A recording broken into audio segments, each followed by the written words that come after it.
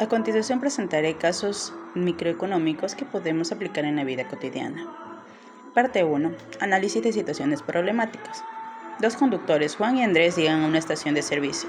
Antes de mirar el precio, Juan dice: "Deme 10 litros de gasolina, por favor". Y Andrés pide $10 de gasolina, por favor. ¿Cuál es la elasticidad del precio de la demanda de cada conductor? La elasticidad o precio de la demanda mide el cambio de la cantidad demandada de un bien en respuesta a un cambio en su precio. En este caso, Juan pidió 10 litros de gasolina, sin especificar el precio. Si supiéramos esta información sobre la cantidad original o el precio, podríamos calcular la elasticidad. En cambio, Andrés pidió $10 de gasolina. Si conociéramos su cantidad original y asimismo el precio, podríamos también calcular la elasticidad. La elasticidad de Andrés lo sabríamos al aplicar esta fórmula que indicamos a continuación. En cuanto disminuye o aumenta la cantidad, digamos que si el precio de la gasolina pasa de $1.59 a $5.60 el galón, entonces tendríamos una menor cantidad de gasolina por los $10 que estábamos adquiriendo. Segundo caso, un fabricante de automóviles considera su negocio actualmente competitivo porque está muy consciente de su rivalidad con los otros productores del mismo. Como los demás fabricantes realizan intensas campañas publicitarias para convencer a los probables compradores de la calidad superior y el mejor estilo de sus autos, él reacciona con mucha rapidez ante las campañas de sus competidores. En el significado de la competencia perfecta desde el punto de vista del economista. Podemos decir que la gran cantidad de competidores y vendedores, hay muchos, ninguno de los cuales tiene un control significativo sobre el precio. Cada uno es tomador de sus precios, y lo que significa que aceptan el precio del mercado sin influir en el mismo. Los productos homogéneos, bienes o servicios ofrecidos por los vendedores son idénticos entre sí. No hay diferenciación de productos. Y los consumidores no tienen preferencias específicas por un vendedor en particular. La libre entrada y salida de las empresas pueden entrar o salir del mercado sin restricciones. No hay barreras significativas para la entrada o salida. Hay transparencia e información, y toda la información relevante sobre precios, calidad, está disponible para que todos podamos ver, tanto compradores como vendedores. No hay una simetría de información. Y al maximizar el bienestar económico en una competencia perfecta, el excedente del consumidor y el excedente del productor iguala el precio al costo marginal a largo plazo, lo que garantiza la eficiencia económica. ¿Hasta qué punto es justificable la existencia de las pymes en una economía como la ecuatoriana? ¿Y cuál es la posibilidad de que ellas se conviertan hacia la competencia monopolística? La importancia de las pymes en Ecuador: se representan a la mayor fuerza económica del país y generan empleo, amplían la base en el sector privado y contribuyen al Producto Nacional. Se clasifican de las siguientes formas, según el número de empleados y los ingresos anuales. Las microempresas, hasta 10 empleados, con ingresos anuales de $300,000. Las pequeñas empresas, entre 11 y 50 empleados, con ingresos anuales de $300,000 a $5 millones. Las medianas empresas, entre 51 y 200 empleados, con ingresos anuales de 5 millones a 20 millones. Estas categorías pueden variar según el sector. La posibilidad de la competencia monopolística implica productos diferenciados y no homogéneos. Las pymes pueden buscar nichos específicos y diferenciarse en la calidad, servicio o características únicas. Si logran crear esta base, los clientes serán leales y establecerán una marca distintiva. Podrían acercarse a una situación de competencia monopolística. 4. De acuerdo con las medidas implementadas por el gobierno actual en ajustes al tributo, ¿podría mejorar la recaudación de ingresos al Estado en base a este enunciado? El efecto de sustitución ocurre cuando se cambia el precio de un bien y los consumidores buscan reemplazarlos por más caros o más baratos. La relación con el ajuste tributario. El aumento de impuestos sobre ciertos bienes como parte del ajuste tributario podría aumentar el precio. Sin embargo, el efecto exacto dependerá de la elasticidad de la demanda de estos bienes sustitutos. 5. ¿Por qué cuando dos bienes son sustitutos entre sí, la elasticidad cruzada de la demanda entre ellos es positiva, mientras que cuando son complementarias es negativa? ¿Cómo lo podemos agrupar en una industria utilizando la elasticidad cruzada? Los bienes sustitutos aumentan el precio de cada uno de ellos al aumento de la cantidad de demanda del otro. Un ejemplo, si sube el precio de la mantequilla, la demanda en margarina podría aumentar, ya que son sustitutos cercanos. Los bienes complementarios. Cuando dos bienes son complementarios, un aumento en el precio de uno reduce la cantidad de demanda del otro. Un ejemplo de eso puede ser que si sube el precio de los teléfonos móviles, la demanda de fundas protectoras puede disminuir. Son complementarios. Parte 2. El análisis de estudio de caso. Nos presenta un resumen de lo que era Ecuador por su producción de frutas tropicales, lo cual nos llevaba como pioneros en la industria del plátano, lo que no digamos era lo único que se cultivaba. También teníamos lo que es piña, palma africana, camarones, flores, y en su mayor parte se cultivan en El Oro, Los Ríos y Manabí. En esta sección nos pone a reflexionar sobre las respuestas correctas hacia unas preguntas de acuerdo a la pequeña lectura que debemos hacer. La primera pregunta es: señala la afirmación correcta acerca de la frontera de posibilidades de producción, FPP, de la economía ecuatoriana. Tenemos 4 opciones. Para mí la respuesta correcta es la literal C. Significa que al tener menos desempleo, la economía empezará a crecer y podría utilizar recursos que permitan aumentar la producción de bienes y servicios, por lo cual la FPP se desplazará hacia la derecha, indicando un crecimiento en la economía. La siguiente pregunta: ¿qué factor puede provocar un movimiento a lo largo de la curva de demanda? Hablando del plátano ecuatoriano. Para mí la respuesta correcta es la A, porque un cambio en la renta del consumidor afectaría la cantidad de demanda, provocando un movimiento a lo largo de la curva. Nuestra siguiente pregunta es: ¿la curva de oferta del plátano ecuatoriano se desplazará a la izquierda? Sí.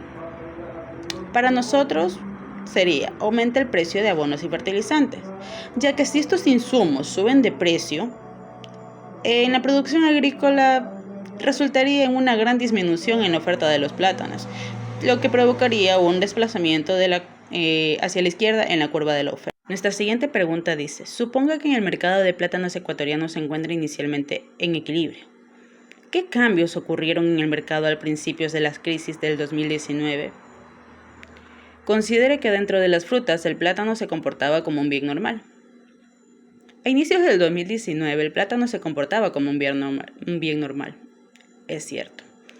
Al disminuir el consumismo, nos llevó a una reducción de la demanda de plátanos, dando como resultado un menor precio y una menor cantidad de equilibrio dentro del mercado. La última y no menos importante pregunta de esta sección: partiendo de la nueva situación del equilibrio en el mercado del plátano ecuatoriano, ¿podemos predecir los cambios que acontecieron en el 2001? ¿O los hubiésemos predecido? En el 2021 aumentó la demanda de oferta en el mercado de plátanos, por lo que la cantidad de vendida aumentó, pero no podemos predecir el comportamiento de los precios. Así que, para mí, la D. Aumentaría la cantidad vendida, pero no se podría determinar qué ocurriría con el precio. Parte 3. Casos prácticos. Los centros turísticos situados cerca de la playa tienen una oferta inelástica y los automóviles tienen una oferta elástica. Supongamos que en un aumento de la población duplicamos la demanda de ambos productos, es decir, ahora la cantidad de la demanda es el doble. ¿Qué ocurre con el precio y la cantidad del equilibrio en cada mercado? Cuando se duplica la demanda debido al aumento de la población, los efectos en el precio y la cantidad del equilibrio varían según si es que estamos tratando con una oferta inelástica, como en el caso de los centros turísticos, o una oferta elástica, como en el caso de los automóviles. La oferta inelástica en los centros turísticos. Ya que están siempre cerca de la playa, tienen una forma inelástica. Eso significa que la cantidad ofrecida no representa significativamente los cambios en el precio. Mientras que la forma elástica de los automóviles, podríamos decir que esto implica que la cantidad ofrecida es sensible a los cambios en el precio. El precio de equilibrio tiende a mantenerse estable o incluso disminuir, mientras que la cantidad del equilibrio se incrementaría. Tenemos una gráfica representando justamente lo que estamos hablando. Otra pregunta es, ¿qué producto experimenta una variación mayor en el precio? Los centros turísticos experimentan una variación, pero no es gran cosa. ¿Y qué producto experimentaría mayor cantidad? El producto que lo experimentaría sería el que tiene forma elástica, y para nuestro caso son los automóviles. ¿Qué ocurre con el gasto total de los consumidores en cada producto? En el caso del automóvil puede mantenerse o disminuir, pero la cantidad va en aumento. Mientras que los centros turísticos verán aumentar su precio, pero la cantidad será poco notable. Siguiente problemática. Sara permanece despierta 100 horas a la semana utilizando un diagrama. Muestra la restricción presupuestaria de Sara si gana $6 por hora, $8 por hora y $10 por hora. Ahora trazaremos curvas de inferencia de manera que la curva de oferta de Sara tenga una pendiente positiva cuando el salario sea de $6 y $8 por hora, y cuando tenga de 8 entre 10, que se vea negativo. Supongamos que Sara gana 6, 8 y $10 por hora. Su ingreso semanal se calcula multiplicando su salario por las horas trabajadas. Su ingreso semanal sería el salario por hora. Dado que trabaja 100 horas a la semana, su ingreso semanal sería por 6 horas, $600, porque los hemos multiplicado el 6 por el 100. Asimismo, las 8 horas se multiplicarían por 100, dando $800. Y para las 10 horas, multiplicándole por 100, tendríamos $1,000. Curva de inferencia. Representan las combinaciones de los bienes, en este caso las horas de sueños y otras actividades que hace Sara durante el día para su mayor satisfacción. Dado que queremos que la curva de oferta tenga una pendiente positiva cuando el salario sea de 8 y $6, trazaremos curvas con pendientes positivas en estos puntos. Cuando el salario lo veamos entre 8 y $10, haremos que la pendiente sea negativa. En la gráfica, en el eje horizontal representaremos las horas de sueño, por ejemplo, de 0 a 100 horas, digamos. En el eje vertical representaremos las actividades como trabajo, fiestas, cosas que hace Sara. Y trazaremos diferentes curvas de indiferencia para los salarios mencionados. La pendiente de la restricción presupuestaria cambiará según el salario. Último caso. Supongamos que las personas que viajan por motivos de negocios y las que viajan por vacaciones tienen las siguientes demandas de billetes de avión de Quito a Guayaquil. Aquí está la tablita que nos proporcionaron. ¿Qué pasaría cuando sube el precio de los billetes de 200 a 250? ¿Cuál es la elasticidad del precio de la demanda correspondiente? Las personas que viajan por motivos de negocios y las personas que viajan de vacaciones. Utilizaremos el método del punto medio para realizar estos cálculos. Habiendo encontrado nuestra fórmula de elasticidad, procederemos a cambiar ciertos valores para llegar a nuestros valores correspondientes. Aquí veremos nuestra fórmula y tendremos como resultado que en el caso de las personas que viajan por motivos de trabajo, hay una elasticidad de 3/13. Mientras que las personas que viajan por motivos de vacaciones tenemos un 9/7. ¿Por qué podrían tener las personas que viajan de vacaciones una elasticidad diferente de las que tienen que viajar por motivos de negocio? Digamos, las personas que viajan por vacaciones tienen una elasticidad de demanda generalmente más alta, ya que si el precio de los boletos de avión o el alojamiento aumenta, es probable que busquen alternativas más económicas. Sus decisiones de a dónde viajar suelen ser influenciadas por factores como el placer, la comodidad y la disponibilidad del tiempo que ellos tengan. Mientras que las personas que trabajan por motivos de negocios, ellas siempre buscarán lo más bajo. No pueden evitar viajar incluso si los precios de los boletos o alojamientos aumentan. Su necesidad de viajar está motivada por necesidades laborales, reuniones, conferencias, obligaciones en sí.